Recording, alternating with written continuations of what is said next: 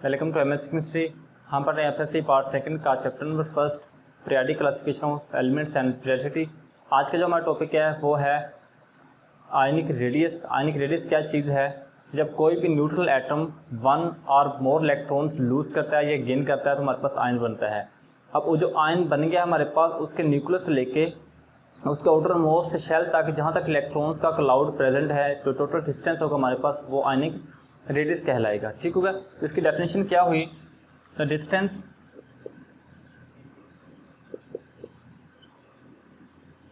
Between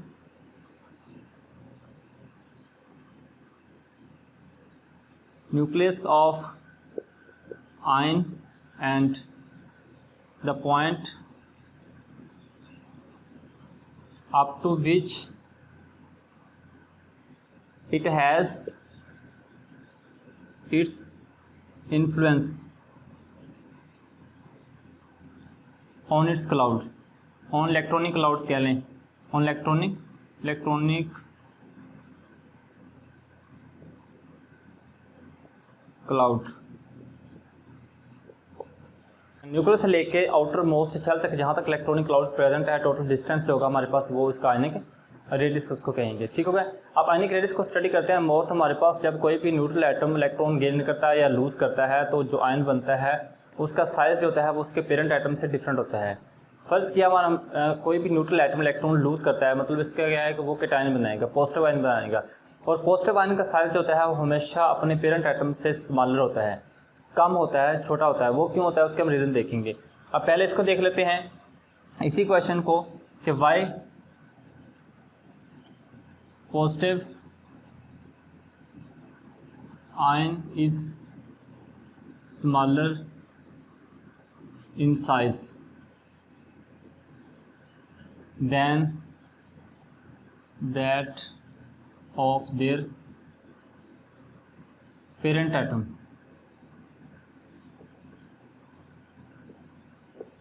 ठीक हो गया। पेरेंट एटम से इसका साइज होता है वो स्मॉल क्यों होता है? इसमें टू रीजंस आती हैं। ठीक हो गया। पहले रीज़न क्या है कि जब कोई भी न्यूट्रल एटम इलेक्ट्रॉन लूज करेगा, हो सकता है कि उसके आउटर मोस्ट में शेल में सिर्फ एक ही इलेक्ट्रॉन हो।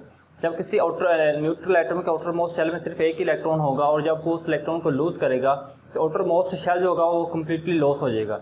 अब शेल के लॉस होने की वजह से क्या होगा कि उसका जो डिस्टेंस होगा हमारे पास न्यूक्लियस का और आउटर मोस्ट शेल का वो कम हो जाएगा, क्योंकि जब वैलेंस शेल रिमूव हो जाएगा उसके बाद फिर नेक्स्ट शेल जो आएगा वो हमारे पास क्या होगा, आउटर मोस्ट शेल होगा।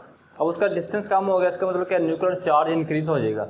न्यूक्लियर चार्ज इंक्रीज होगा, फिर न्यूक्लियस क्या करेगा, आउटर मोस्ट इलेक्ट्रॉन्स को जो भी बाद में आउटर मोस्ट शेल होगा उनको अपनी तरफ अट्रैक्ट करेगा और एटम या आयन जो है वो श्रिंक कर देगा और एटम का साइज क्या हो जाएगा, कम हो जाएगा। तो पहले रीज़न क्या थी हमारे पास इसमें?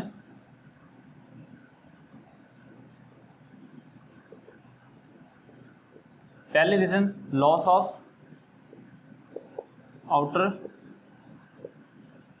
Most shell. ठीक हो गया। आउटर मोस्ट शेल लॉस हो जाएगा जिसकी वजह से क्या होगा, न्यूक्लियर चार्ज इंक्रीज हो जाएगा और एटम या आयन जो है वो श्रिंक कर जाएगा। सेकंड जो है वो ये है imbalance between electrons and protons. Electrons और प्रोटॉन्स में इम्बैलेंस कैसे होता है कि जब आउटर मोस्ट शेल में से एक इलेक्ट्रॉन निकल जाएगा और न्यूक्लियस के अंदर नंबर ऑफ प्रोटॉन्स जो हैं वो सेम ही हैं जितने पहले थे, तो इस तरह क्या हो जाएगा, इलेक्ट्रॉन्स की तादाद कम हो जाएगी और प्रोटॉन्स की तादाद जो है पहले कांस्टेंट थी, अभी भी कांस्टेंट है। पहले अगर फर्ज किया हम सोडियम की बात करते हैं तो उसके पहले उसके आउटर मोस्ट शेल में या कह लें कि जो इलेक्ट्रॉन्स हैं न्यूक्लियस के गिर्द वो 11 हैं और न्यूक्लियस के अंदर नंबर ऑफ प्रोटॉन्स की तादाद भी 11 ही है। लेकिन उसके आउटर मोस्ट शेल से एक इलेक्ट्रॉन निकल जाएगा तो इलेक्ट्रॉन टोटल 10 रह जाएंगे, नंबर ऑफ प्रोटॉन्स कितने हैं, 11। तो इम्बैलेंस हो गया, इलेक्ट्रॉन से 10 रह गया, प्रोटॉन्स 11, इम्बैलेंस हो गया, जिसकी वजह से क्या होगा, प्रोटॉन्स की तादाद ज़्यादा है, जिसकी वजह से क्या करेंगे, वो इलेक्ट्रॉन्स को अपनी तरफ अट्रैक्ट करेंगे और जो एटम का साइज, आने का साइज जो है वो श्रिंक कर जाएगा। ठीक हो गया। Imbalance between the electrons and protons. Imbalance होता है या आउटर मोस्ट शेल लॉस्ट होगा, दोनों के केस में क्या होगा, न्यूक्लियर चार्ज इंक्रीज होगा। जब न्यूक्लियर चार्ज इंक्रीज होगा तो डेफिनेटली एटम का साइज श्रिंक करेगा और एटम का साइज, आयन का साइज क्या हो जाएगा, वो कम हो जाएगा। ठीक होगा। जिसमें एग्जांपल देखते हैं कि हमारे पास सोडियम है, इलेक्ट्रॉन लूज करेगा, Na पॉजिटिव बनाएगा, 1 इलेक्ट्रॉन इसने लूज़ किया। अब इसका साइज़ जो है, इसका साइज़ और इस दोनों का साइज़ में बहुत ज़्यादा डिफरेंस है। इसका साइज़ जो है 157 पिकोमीटर होता है, ठीक हो गया, और इसका साइज़ सिर्फ हमारे पास 95 पिकोमीटर आ जाएगा। ये क्यों होता है? ये 2 रीजन हमने जो पढ़ी हैं। अब इसके आउटर मोस्ट शेल में एक इलेक्ट्रॉन है, वो इलेक्ट्रॉन लूज़ करेगा, इलेक्ट्रॉन लूज़ करने की वजह से आउटर मोस्ट शेल लॉस हो जाएगा उस आउटर मोस्ट शेल का, ठीक हो गया। सेकंड कि इम्बैलेंस हो जाएगा इलेक्ट्रॉन्स और प्रोटॉन्स में, जिसकी वजह से क्या होगा, फिर प्रोटॉन्स हैं न्यूक्लियस के अंदर, वो क्या करेंगे, न्यूक्लियर चार्ज क्रिएट करेंगे आउटर मोस्ट शेल के इलेक्ट्रॉन्स को, जब बाहर जितने भी इलेक्ट्रॉन्स उनको अपनी तरफ अट्रैक्ट करेंगे और एटम का साइज़ जो है वो आयन का साइज़ श्रिंक हो जाएगा, जिसकी वजह से इसका साइज़ इतना रह जाएगा, ठीक हो गया। सेकंड क्वेश्चन जो है, why negative ion is bigger in size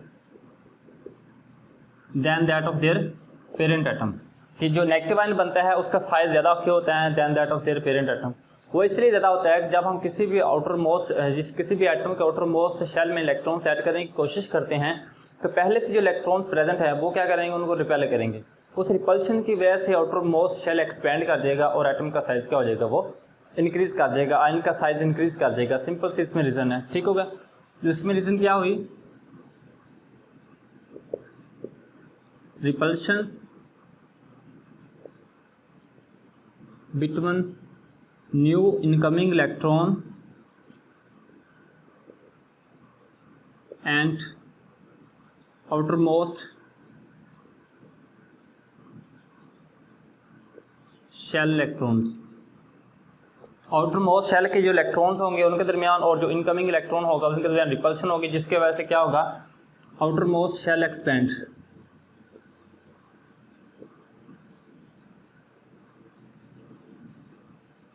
outer most shell क्या करेगा, वो एक्सपेंड हो जाएगा और एटम का साइज जो है वो इंक्रीज हो जाएगा, आयन का साइज जो है वो इंक्रीज हो जाएगा और आयन जो है वो उसका साइज पहले की बानिस्बत, जैसे इसमें एग्जांपल देख लेते हैं, फ्लोरीन जो है वो एक इलेक्ट्रॉन एक्सेप्ट करेगा, फ्लोराइड बनाएगा हमारे पास, ठीक हो गया।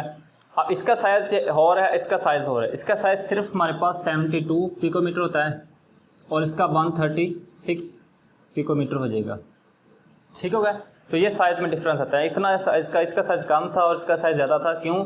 क्योंकि जैसे ही इस फ्लोरीन एटम के आउटर मोस्ट शेल में पहले 7 इलेक्ट्रॉन हैं, ये 7 इलेक्ट्रॉन्स क्या करेंगे, जब न्यू इनकमिंग इलेक्ट्रॉन आएगा तो इन दोनों के दरमियान रिपल्शन होगी, न्यू इनकमिंग इलेक्ट्रॉन और आउटर मोस्ट शेल के इलेक्ट्रॉन्स, और इस रिपल्शन की वजह से फिर एक्सपेंशन होगी, ठीक हो गया। तो ये हमारे पास इसमें नेगेटिव आयन का साइज़ ज़्यादा बड़ा क्यों होता है, पॉजिटिव आयन का साइज़ कम क्यों होता है। उसके बाद इसका ट्रेंड है पीरियडिक टेबल में, आयनिक रेडियस का ट्रेंड क्या होता है, जैसे ही एटम का साइज़ का ट्रेंड है वैसे ही इसका ट्रेंड है पीरियडिक टेबल में, कि पीरियड में आयनिक रेडियस क्या होगा, डिक्रीज होगा due to increase in nuclear charge. Group में ये क्या करेगा, इंक्रीज करेगा due to increase in shielding effect and decrease in nuclear charge.